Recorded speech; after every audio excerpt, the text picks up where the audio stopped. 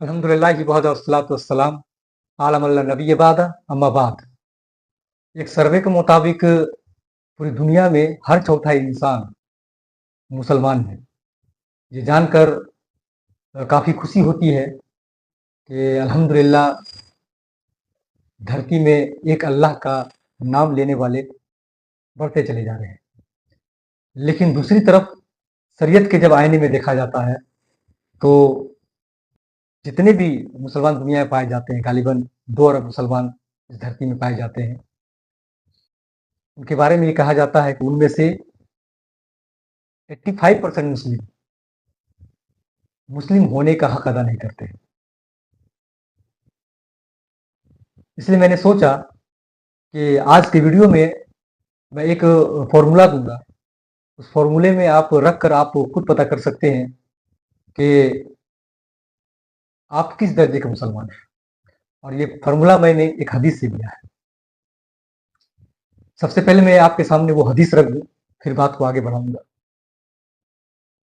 सही मुस्लिम हदीस नंबर 49, रावी हदीस अबू सईद खुदरी रज़ियल्लाहु तआला अन्हु से ये हदीस ली गई है। इस हदीस में अल्लाह के रसूल सल्लल्लाहु अलैहि वसल्लम ने फरमाया कि अगर तुम कहीं बुराई होते हुए देखते हो तो तुम उसे अपने हाथों से रोको, और अगर इसकी भी ताकत नहीं है कम से कम अपने जुबान से उस बुराई को रोको,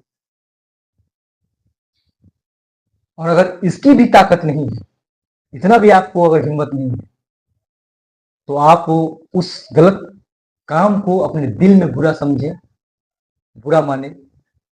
और ये अमल ईमान का सबसे छोटा दर्जा है। अब इस हदीस को थोड़ा डीपली समझने की कोशिश करते हैं। इस हदीस में बताया गया है कि जो मुसलमान बुराई को देखते और अपने हाथों से रोकते हैं तो वो मुसलमान अव्वल दर्जे का मुसलमान है। और ये सिफत सहाबा का था। सहाबा कभी कहीं भी बुराई को देखते थे तो अपने हाथों से रोका करते, चाहे कोई लोग नशा कर रहे हैं, जना कर रहे हैं, तो उन्हें हाथों से रोका जाता था। तो ये ईमान का सबसे अव्वल दर्जा है, स्ट्रॉन्ग लेवल है। दूसरा दर्जा, अगर आप के पास इतनी कुव्वत नहीं है कि आप बुराई को रोक सकते हैं, तो कम से कम आप अपने जबान से उस बुराई के बारे में बोलें, लोगों को नसीहत करें, समझाएं कि ये बुरा है। ये ईमान का दूसरा दर्जा है। और तीसरा दर्जा क्या है कि अगर आप ना हाथों से रोक पा रहे हैं, ना ही आप जबान से बोल पा रहे हैं, तो कम से कम इतना तो आपके अंदर हिम्मत होना चाहिए कि उस चीज को दिल से बुरा समझे, यानी आप उसे दिल से बुरा समझे। ये ईमान का सबसे निचला दर्जा है। और इसके बाद अगर आप तीनों चीज नहीं करते, अगर तीनों क्वालिटीज आपके अंदर नहीं है, ये खूबियां आपके अंदर नहीं है, ये ताकत आपके अंदर नहीं है, तो फिर आप ईमान से बाहर हैं। अब यहाँ एक सवाल उठता है कि पहले दर्जे पे वो लोग हैं जो अपने हाथों से रोकते हैं। क्या आप अपने हाथों को बुराई से रोकते हैं? अगर आप अपने बुराई को हाथों से अगर रोक रहे हैं तो आप पहले दर्जे के अव्वल स्ट्रॉन्ग मुसलमान हैं। और अगर आप ऐसा नहीं कर पा रहे हैं तो कम से कम अगर आप अपने जुबान से बुराई को रोक रहे हैं, नसीहत अच्छी कर रहे हैं, गलत को गलत कह रहे हैं, तो आप दूसरे दर्जे के मुसलमान हैं, ठीक ठाक मुसलमान हैं।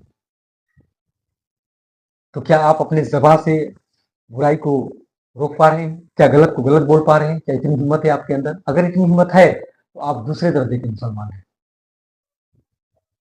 यानी आप ठीक ठाक मुसलमान हैं।